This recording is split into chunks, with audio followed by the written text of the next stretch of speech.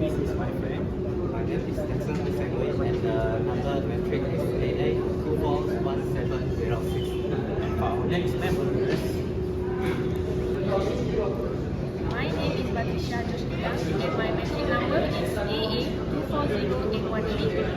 And next, My name is Kunshana and my number is AA240946. and for the next part, we will move on to the objective of this experiment.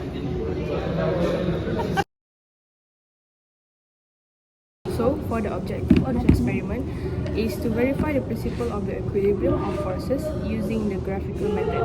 This also involves understanding on how multiple forces acting on a point can be balanced by using a polygon, either 4 or 5. So now I present the theory of the experiment.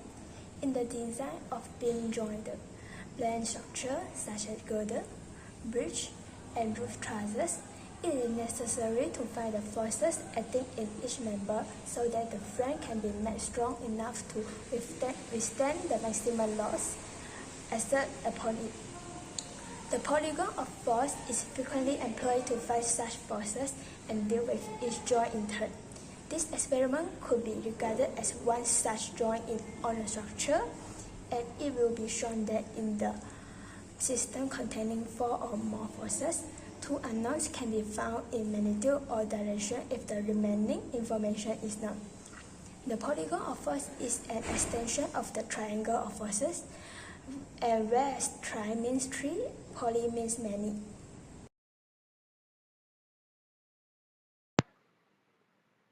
And for the next topic is 4.4, which is the additional theory. So, the additional theory of the polygon of force involves the understanding on how multiple forces acting on a point that can be combined using vector to determine their resultant or equilibrium. If a system of force is in equilibrium, the resultant of force, the vector diagram formed by the arranging the force vector of each point to form a closed polygon. As long as the polygon is not closed, then the diagram is not be completed, like that. So this is the proof that the force counterbalance one another and the resultant force is zero. This method represents the condition required for the equilibrium. That was my point. For the next point is, and now let's go for the experiment. Come closer. Right now this is the experiment for the setup A, which is the 4 force. So for the 4 force, we need to prepare the work panel like this. Work weight 1, weight 2, weight 3, and weight 4. For the weight 1, 2, and 3, you need to give it for 70 grams. And for the weight 4, you need to provide 90 grams. So for the next one, you need to make sure the center of the ring is equal. Stabilize, and after that, you need to put this projectile to the center of it. Make sure it's center. Sorry, if it's not center, keep doing it until it's center. See, as you can see, it's already centered. So for the next step, we need to take a piece of blank paper and put it behind the panel. And once you've done that, you need to mark each weight of force. So we go for the first, for the second, for the third force, and for the fourth.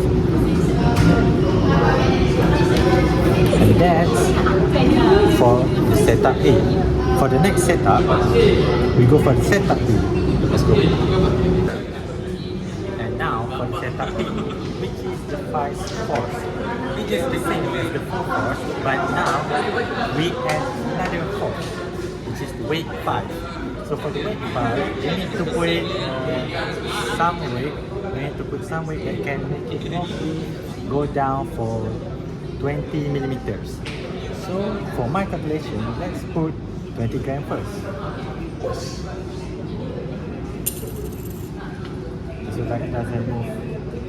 So I will put another 40 grams.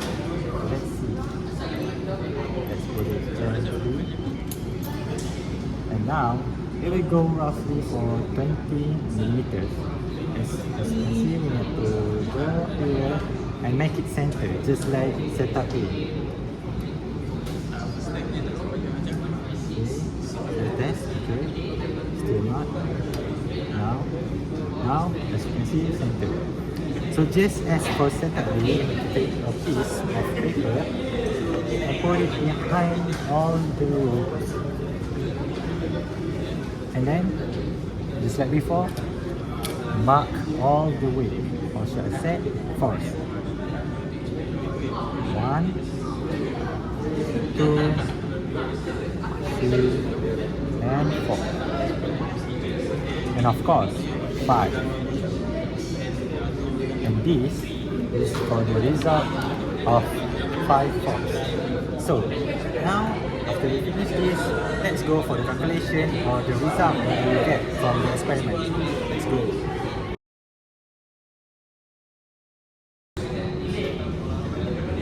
And now for the calculation. This is the result for the setup A. And after we find it, we will make a straight line for each one of force. And we will get like this.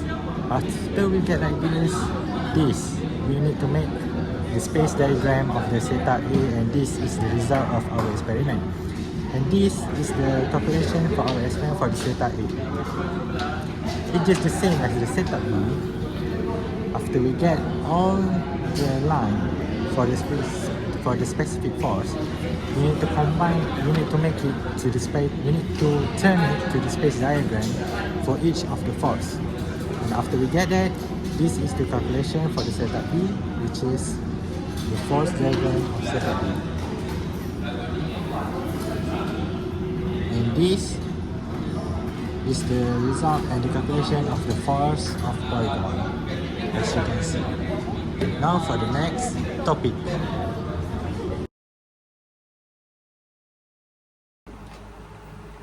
For the first observation, we observed that the weights along the weight hangers remain upright throughout the duration of the experiment.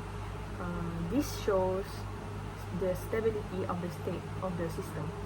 So for the hypothesis related to this observation is the system will remain in equilibrium, which means sum of forces is equal to 0 when the sum of upward forces is equal to the sum of downward forces acting on the system. The contraption will react to any changes made, such as adding or removing weights while experimenting, but it will always revert back to the state of balance when it reaches equilibrium once again.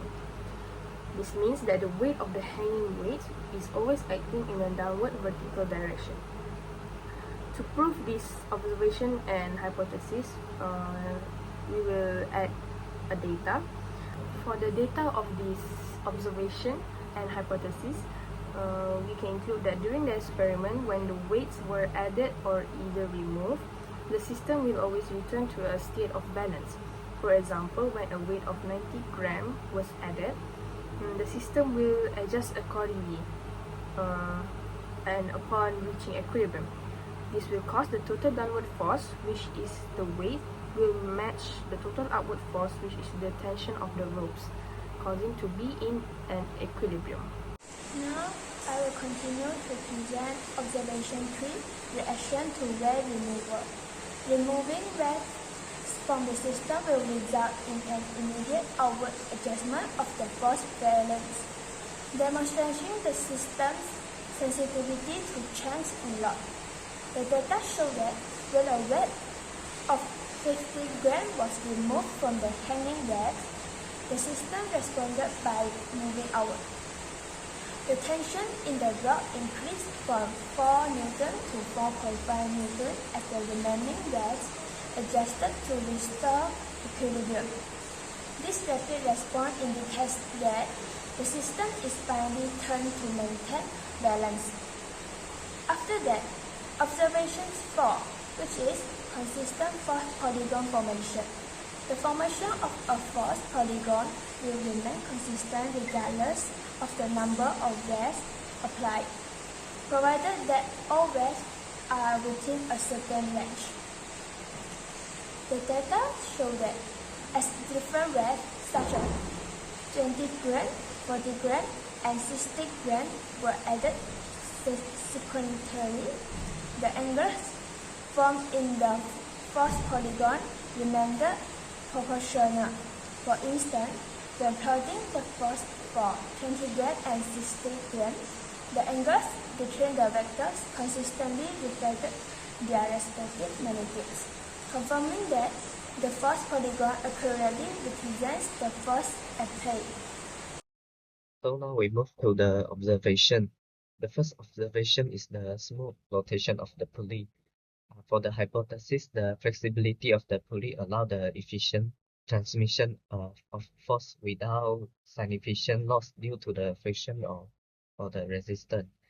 The data analysis, the minimal change in measured tension from 5 Newton to 5.1 Newton before and after weak adjustment indicate that the pulley system operates efficiently with negligible friction.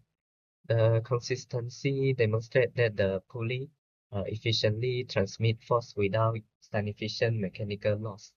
Smooth, resistance-free rotation ensures that the accuracy of the tension measurement and support the absorption of an idealized system. For the observation 2, which is the descending movement of the divided ring.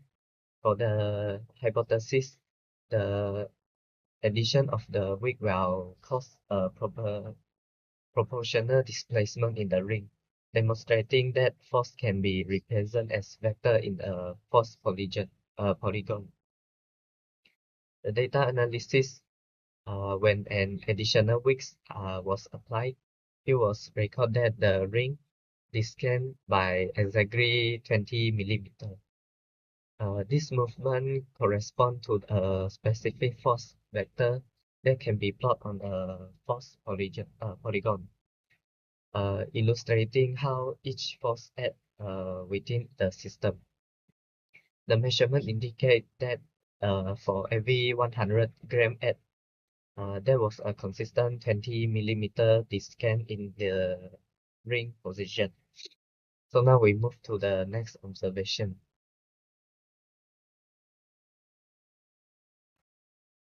So for the conclusion, when multiple force act on a single point or object, they can be represented as the vector arrows that show both the direction and magnitude of the force. These vectors help in visualizing and analyzing the interaction between the force. If the force acting on the object are balanced, they can cancel each other out, resulting in no net force, meaning the object remains stationary. However, if the forces are unbalanced, a net force is produced, which can cause the object to move and or accelerate. The polygon of the force experiment is a method used to test whether a system of force is in equilibrium. In this experiment, the forces are represented by arrow drawn to scale and in the correct directions. When all the forces are in equilibrium, the arrows form a closed shape called a polygons of force, indicating that the net force on the object is zero. This graphical representation provides both the visual and mathematical ways to verify equilibriums. So overall, we prove that the force in an equilibrium system will form a closed polygon force diagram, and this diagram can be used to find the unknown force in the equilibrium system.